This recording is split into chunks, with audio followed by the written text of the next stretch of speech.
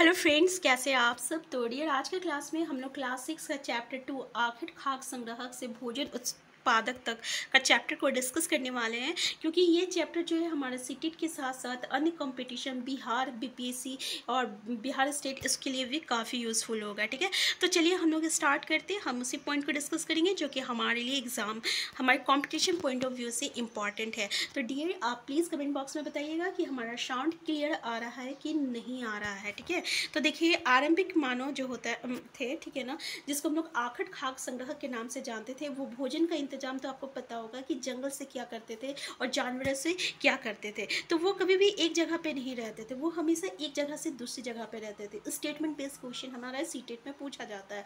तो पहला कारण ये था कि वो एक जगह पे रहते रहते सारा वहाँ का जानवर और पेड़ पौधों को खा के खत्म कर देता था, तो उससे दूसरी जगह जाना पड़ता था। दूसरा कारण ये था कि वो कभी कभी जानवरों का शिकार करने के लिए दूसरी जगह पे चले जाते थे उसके पीछे पीछे। ठीक है, तीसरा कारण ये था ना कि तीसरा कारण ये था ना कि क्या होता था कि अलग अलग मौसम में जो है अलग अलग पेड़ पौधे जो है उगते थे, तो मौसम के अनुसार जो है ये अलग अलग जगह पे चले जाते थे। और चौथा कारण ये था कि पानी भी कभी कभी ख़त्म हो जाता था, तो एक जगह से दूसरे जगह से पानी की तलाश में जाना पड़ता था। तो ये स्टेटमेंट बेस्ड क्वेश्चन हमें पूछा गया है। ठीक है, अब देखिए आरंभिक मानव के बारे में जानकारी कैसे मिलती है। तो जैसे कि उसमें वो जो उनकी जानकारी, जैसे आप यहाँ पे देख सकते थे, वो जो सामान का इस्तेमाल किया करते थे उससे हमें पता चलता था कि उनकी जीवन शैली कैसी थी। जैसे इन औजारों का जब इस्तेमाल जो है किस लिए क्या करते थे, या तो फल फूल काटने के लिए, या हड्डियाँ या मांस काटने के लिए। और देखिए, कुछ के साथ हड्डियों या लकड़ियों की मुट्ठी लगाकर भाले और बाण जैसे हथियार भी तैयार किया जाता था। तो इस सब का इस्तेमाल जो है ये लकड़ियाँ काटने के लिए क्या करते थे। और कभी देखिए, लकड़ियों का उपयोग जो है ईंधन के साथ साथ झोपड़ी और औजार बनाने के लिए भी ये लोग किया करते थे।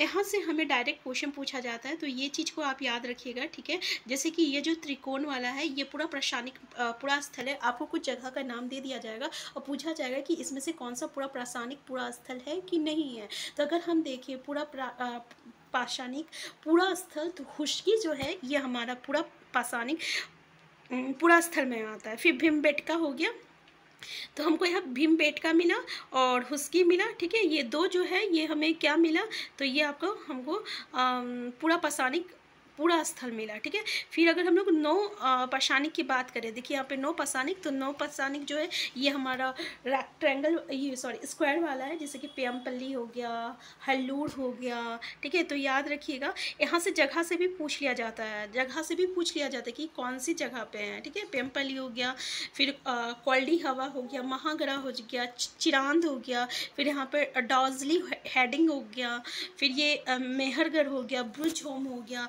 ये सब चीज़ें जो है ये कहाँ पे है, तो ये सब जो है ये नौ पाषाणिक पुरा स्थल में आता है। फिर महापाषाणिक पुरा स्थल में क्या है, तो आदि चंदलूर है, ब्रह्मगिरी है, ये दो है। ठीक है, ये दो जगह जो है ये हमें कहाँ से देखने को मिलेगा, तो ये कौन सा पूरा स्थान, कौन सा पाषाणिक पूरा स्थल में है, तो ये आपका महापाषाणिक पूरा स्थल में है। आरंभिक का और आधुनिक नगर, देखिए आरंभिक, तो ये सब चीज़ आप लोग याद कर लीजिएगा कि जैसे मुंबई हो गया, कोलकाता हो गया, ये आधुनिक नगर है। और अगर हम लोग आरंभिक नगर का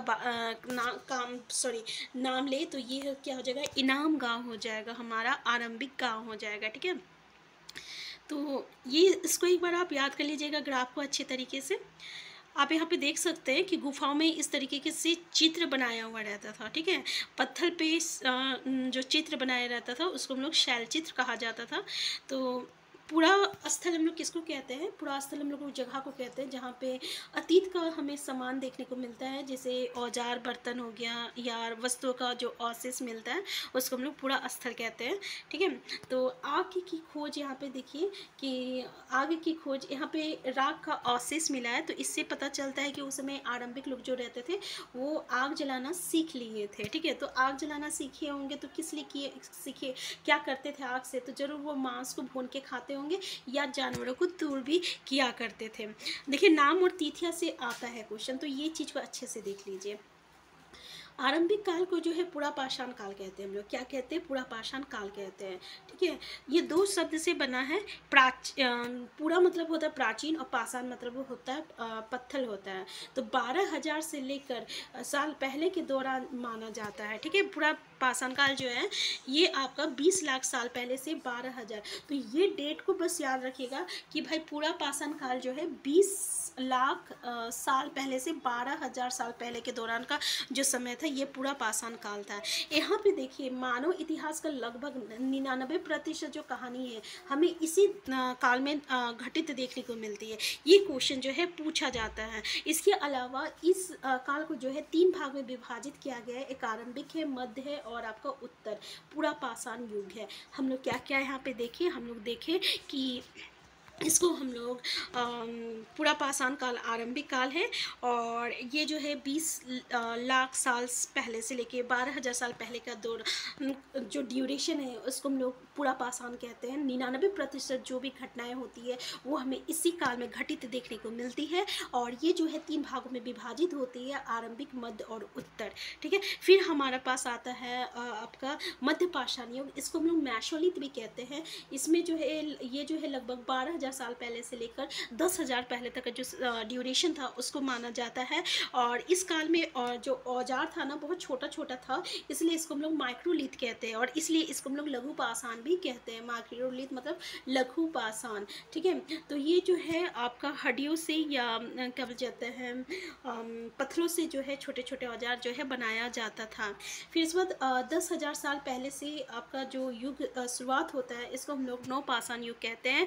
तो लगभग जो है 10,000 पहले से होती है, और नव पाषाण इसको हम लोग कहते हैं। ठीक है, तो ये था तीनों काल, और यहाँ से हमें क्वेश्चन जो है देखने को मिलती है। फिर बदलती जलवायु, तो यहाँ हम लोग क्या देखें कि 12,000 साल पहले दुनिया की जो जलवायु था उसमें अचानक से बदलाव हुआ था। गर्मी जो है बढ़ने लगा था, और जितना भी आपका घास वाला क्षेत्र था ना, कई क्षेत्रों में घास वाले मैदान बनने लगे थे। ठीक है, और गर्मी बढ़ने लगी, और इसके कई क्षेत्रों में घास वाले मैदान बनने लगे, और हिरन हो गया, भेड़ बकरी गाय जैसे जानवर की संख्या जो है बढ़ने लगी थी। तो यहाँ पे लोग जो है शिकार जिन जानवरों का शिकार करते थे वो उसके पीछे पीछे एक जगह से दूसरी जगह चले जाते थे। फिर वो खाने पीने की आदतों, प्रजनन के समय की जानकारी हासिल करने लगे, और इस तरीके से क्या हुआ कि वो जानवरों को पकड़ कर क्या करने लगे, पालने भी लगे। इस तरीके से वो पशुपालक भी बन गए थे और कृषक भी बन गए थे यहाँ पे। ठीक है, फिर खेती और पशुपालन की शुरुआत इन लोग करने लगे। इन लोग क्या किए कि बीज मतलब कि इसे बटोरने लगे, फिर उससे जो है उगाने लगे। जब वो लोग ये सब करने लगे ना, तो बीज उगाने के बाद ठीक है उसको काटने में, फिर उसको हर चीज़ में समय लगता है। ठीक है, पहले हम उसको बीज को फेंकेंगे, फिर उगेगा, फिर उसमें हम क्या कहते हैं मतलब काटेंगे, तो इसमें काफ़ी टाइम लग जाता है। तो उसको क्या हुआ, एक ही जगह पे रहना पड़ा, तो धीरे धीरे वो क्या बन गए, अस्थायी कृषक भी बन गए थे। तो इसलिए जो है आमने सामने इसका घास फूस उग जाता था, तो वो ऐसे जानवरों को पकड़ के जो है अपना मतलब कि पालने लगे। तो वो इस तरीके से वो पशुपालक भी धीरे धीरे बन गए थे। तो बस यही सब यहाँ पे डिस्कस किया गया था।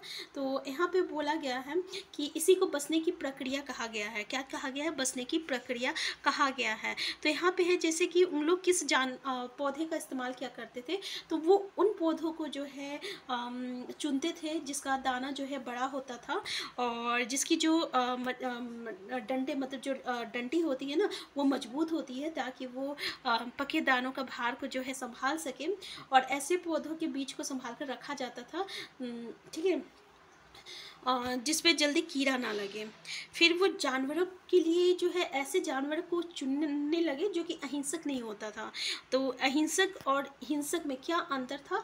तो जंगली जानवरों की तुलना में जो पालतू जानवरों की दांत और सींग होता था वो छोटा होता था। तो ये याद रखिएगा, क्योंकि यहाँ से क्वेश्चन हमें देखने को मिलता है। तो ये जो प्रक्रिया जो है बसने की, ये धीरे धीरे चलती रही और करीब 12,000 साल पहले शुरू हुई थी। तो ये समझ में आ गया। तो एक नवीन जीवन शैली में हम लोग देखें कि बीज के रूप में ये लोग पहले स्टोर करने लगे, फिर खाद के रूप में ये बीजों को इस्तेमाल करते थे, फिर उपहार के रूप में देते थे, फिर उसको भंडार उसको मतलब कि संभाल के रखते थे ताकि उसको फिर से वो बीज के लिए इस्तेमाल किया जा सके। ठीक है। फिर जानवर चलते फिरते जो है खाक संग्राहक। तो देखिए आज का क्लास हम यहीं तक रखते हैं, इससे आगे जो हम लोग नेक्स्ट क्लास में डिस्कस करेंगे। तो अभी हम लोग जितना भी पढ़े उसमें से 2-4 लाइन जो था, 2-4 पॉइंट जो था काफ़ी इंपॉर्टेंट था, जहाँ से हमें क्वेश्चन देखने को मिलता है। सबसे इंपॉर्टेंट जो था हमारा ड्यूरेशन था, जहाँ से क्वेश्चन देखने को मिलता है। ठीक है। तो और ये चीज़ बहुत ही इंपॉर्टेंट है। ये सीटेट के साथ साथ दूसरे अन्य कॉम्पिटिशन जो होता है वहाँ भी ये इस टॉपिक से हमें क्वेश्चन देखने को मिलता है। जब हम लोग MCQ क्वेश्चन डिस्कस करेंगे तब हम आपको यहाँ से क्वेश्चन जो है सॉल्व करवाएंगे। तो हम फिर मिलते हैं नेक्स्ट क्लास में। चैनल में नए हैं, चैनल को सब्सक्राइब कर लीजिएगा। वीडियो हेल्पफुल होगा तो लाइक शेयर करना मत भूलिएगा। Thank you.